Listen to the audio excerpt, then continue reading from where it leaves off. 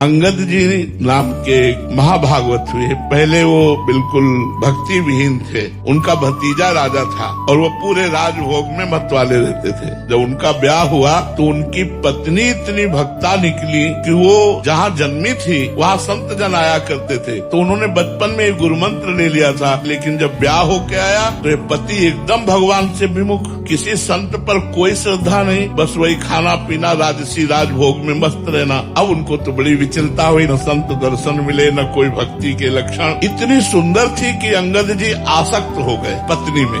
ये खास बात बन गई।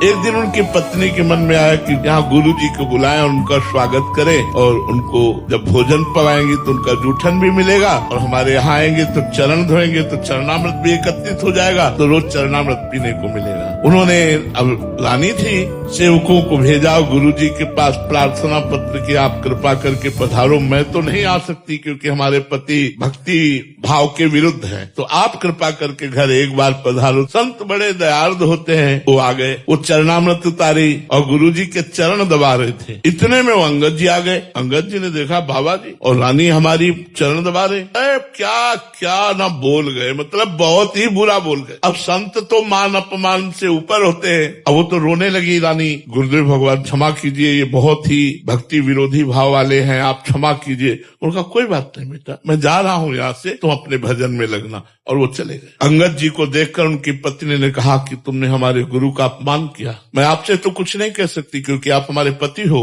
लेकिन आज से नियम लेती हूँ, मैं पानी भी नहीं पीऊंगी, तुमसे संभाषण भी नहीं करूंगी और अपने प्राण त्याग दूंगी। जाकर एकांत कमरे में हो गए। अब अंगद जी व्याकुल हो गए क्योंकि वो पत्नी से बहुत प्यार करते थे, वो बहुत सुंदर थी, मनोनुकूल, तो एकदम उन्होंने जाकर बहुत मनाया। जब नहीं मानी तो चरण पकड़ लिए। अंगद जी ने कहा मैं वो सब कुछ करने को तैयार हूँ जो तुम कहोगी, लेकिन तुम पानी पियो, भोजन पाओ, तुम जीवित रहो। अगर तुम जीवित नहीं रहोगी तो मैं भी मर जाऊंगा। मैं वो सब करने को तैयार हूँ जो तुम आज्ञा करोगी। तो उनका जाओ, हमारे गुरु जी को साष्टांग दंडोत करो और उनको पुनः लिवा के लाओ और उनको भोजन पवाओ और उनकी आप भी जूठन पाओ। पत्नी के प्रेम से विवश होकर गए।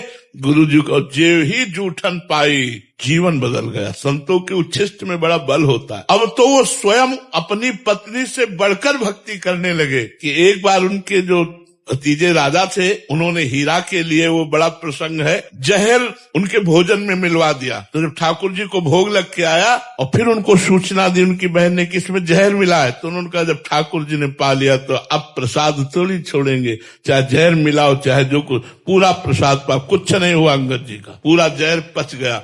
ऐसे माँ भागवत हुए कि भक्तमाल में उनका चरित्र लिखा गया है।